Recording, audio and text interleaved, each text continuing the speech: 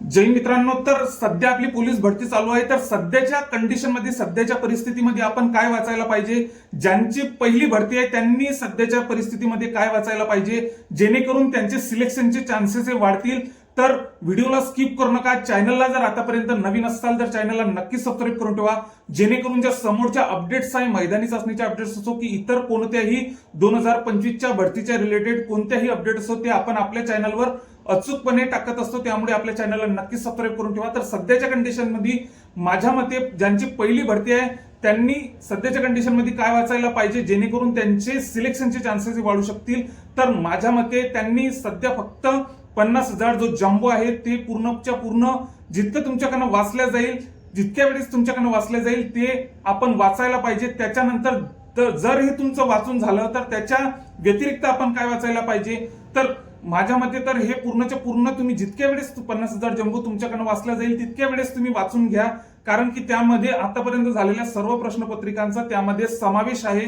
म्हणजे आपल्याला माहितीच आहे, एकंदरीत जर सांगायचं झाल्यास आपली पोलीस भरती जर 5-6 जिल्हे जर सोडले तर त्याच्या व्यतिरिक्त पूर्णचे पूर्ण पेपर हे बऱ्यापैकी 80-85% रिपीटच प्रश्न येत असतात. त्यामुळे आपण सध्याच्या कंडिशनमध्ये माझ्या मते 50,000 जम्बो पूर्णचा पूर्ण आपला वाचून झाला पाहिजे. जितक्या वेळेस वाचून झाला तितका तुमचा फायदा होईल.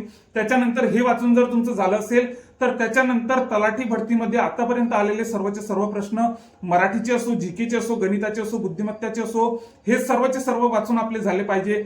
आणि हे पण जर आपण वाचणं झाल्यानंतर आणखी या व्यतिरिक्त काय करू शकतो, विद्याभारतीचं जे 50 रुपयाचं पुस्तक असते ते आपण पूर्णचे पूर्ण तोंडपाठ करू शकतो. सोबतच आणखी मराठीच्या मागचे सर्वचे सर्व प्रश्न असो की नोबल प्रकाशनचं जे भूतेकरचं पुस्तक आहे जीकेचं, त्याच्या मागील सर्वचे सर्व प्रश्न आपण 4-5 हजारापर्यंत ते प्रश्न असतील ते आपण सर्वचे सर्व आपण वाचू शकतो. त्यामधील फक्त चालू घडामोडीचा पाठ जर सोडला तर. आणि चालू घडामोडीसाठी आपण आपलं साई अकॅडमी चोपडा असो की ऑनली खाकी असो, आपला पेपर जर आपण एप्रिल महिन्यामध्ये जर गृहीत धरला, एप्रिल-मे महिन्यामध्ये, तर आपण ऑगस्ट महिन्यापासून ते मे महिन्यापासून जरी आपण पूर्णच्या पूर्ण वाचत गेलो साई अकॅडमी चोपडा तरी आपल्याला फायदा होऊ शकतो.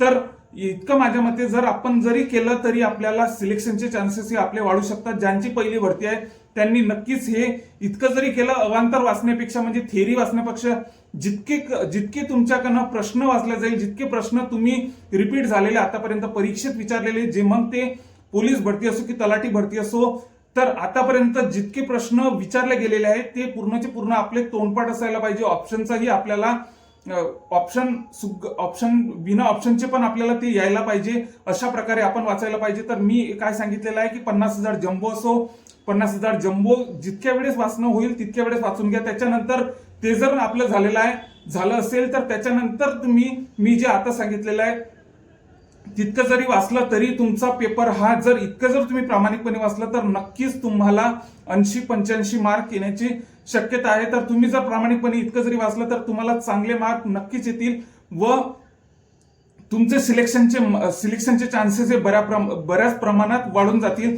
त्यामुळे नक्कीच इतकं तरी वाचा व व्हिडिओ जर आवडला असेल तर नक्कीच आपल्या चॅनलला सबस्क्राईब करून ठेवा, जेणेकरून समोरच्या काही अपडेट असतील, जिल्हाविषयीचे व्हिडिओ पण आपण सविस्तरपणे बनवणार आहे. त्यामुळे आपल्या चॅनलला नक्कीच सबस्क्राईब करून ठेवा. जय हिंद.